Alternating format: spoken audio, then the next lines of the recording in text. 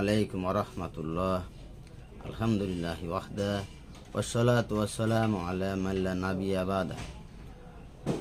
সম্মানিত দিনী মুসলিম ভাই বোন, আপনারা সকলে দেশবাসী জানেন যে কয়েকদিন আগে ব্রাহ্মণবাড়িয়ায় কিছু হানাফি মুকাল্লিদ ভাইয়েরা আহলে হাদিসদের নির্মিত আল্লাহর ঘর একটি মসজিদকে ভেঙে ফেলেছে। ইতিপূর্বে আরও অন্য অন্য জায়গায় ফরিদপুরে, ভোলায় আল্লাহর ঘরকে তারা ভেঙে ফেলেছে।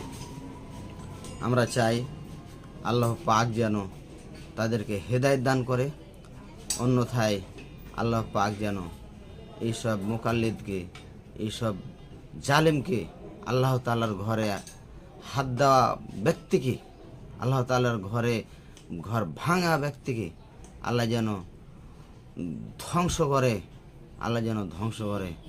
আল্লাহুম্মা আমিন। কেমন দায়িত্বহীন, কেন কথা বলেননি?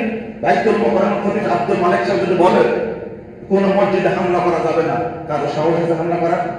করবেন? ধর্ম উপদেষ্টা যোগ্য মানুষ, তার নাকের ডুগায় মসজিদে হামলা হচ্ছে, তিনি কথা বলেননি কেন? বুঝেননি কথা?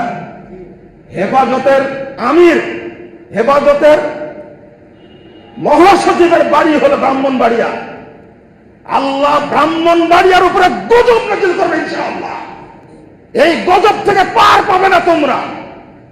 পৃথিবীতে কোনো রেকর্ড নাই আহলে হাদিসরা কোন মসজিদে হামলা করেছে। মসজিদে কেন আহলে হাদিসরা কোন বাথরুমে হামলা করে না। আজকে মসজিদ, এই বাংলাদেশে গির্জা থাকতে পারবে, কাদিয়ানীরা থাকতে পারবে, শিয়ারা থাকতে পারবে, এই বাংলাদেশে বেশ্যালয় থাকতে পারবে, সিনেমা হল থাকতে পারবে, আর বাংলাদেশে আহলে হাদিস মসজিদ থাকতে পারবে না। এই সাহসটা কে দিয়েছে? আমার জনবল নাই, অর্থবল নাই, আমার অস্ত্রবল নাই, আমার আছে আল্লাহর শক্তি।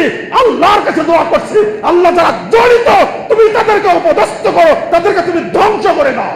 বলেন আমিন, বলেন। আহলে হাদিসরাই থাকবে ইনশাআল্লাহ।